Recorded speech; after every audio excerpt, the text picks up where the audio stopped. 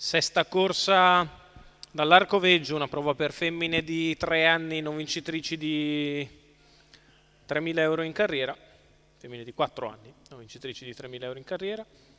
1 NG Diesi, 2 Erika Moletta, 3 Ellie Giorgio, 4 Eroina Jet, 5 Elodie VF, 6 Ebrezza, 7 Enigma C, 8 Emily Mark, 9 Easter Cav, 10 Elettrica Trio, 11 Emma Spritz, 12 Evening Star Ferm, 13 Emozione Cup. Questo è il campo delle partenti e si va con Ebrezza che prende la testa dal 6, mentre galoppa Elodie VF, parte benissimo Evening Star Ferm dal 12. Numero Intanto 5, Ellie Elodie George WF, prova ad andare a chiedere squalificato. strada ad Ebrezza, che ha preso l'iniziativa con decisione dal 6, mentre Numero sbaglia 1, anche Angie Angie Diesi. Diesi, squalificato. Passa Ellie George a condurre dopo 200 metri in 15,3.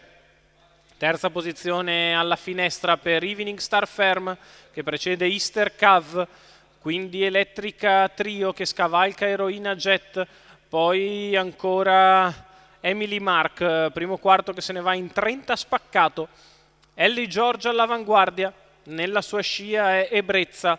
Terza posizione per Evening Star Ferm, che precede sempre Easter Cav, Elettrica Trio, poi Emily Mark, quindi Eroina Jet, ancora Emozione Cup, poi Emma Spritz, passaggio davanti alle tribune, la mossa esterna da parte di Evening Star Ferm che sembra parecchio ardente nelle mani di Davide Di Stefano.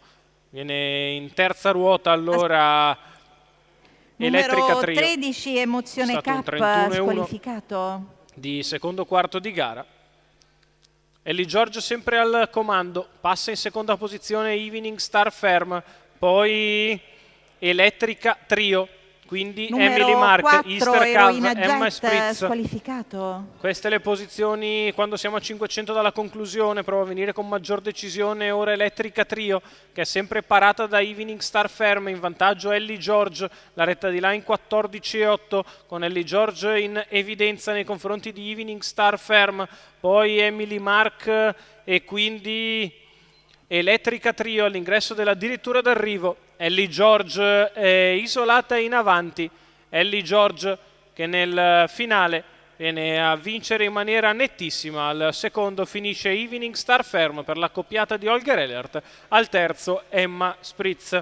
1.15,3 il ragguaglio cronometrico, percorso di testa vincente per Ellie George, Roberto Vecchione per il team Elert e la Ecurie Supreme, o Supreme che dir si voglia, alla proprietà della 4 anni da Brillantissim, che alla seconda uscita in carriera coglie la prima vittoria in percorso di testa, vince da favorita Ellie George, Roberto Vecchione, team Elert che fa anche il secondo con Evening Star Ferm, l'Ecurie Supreme.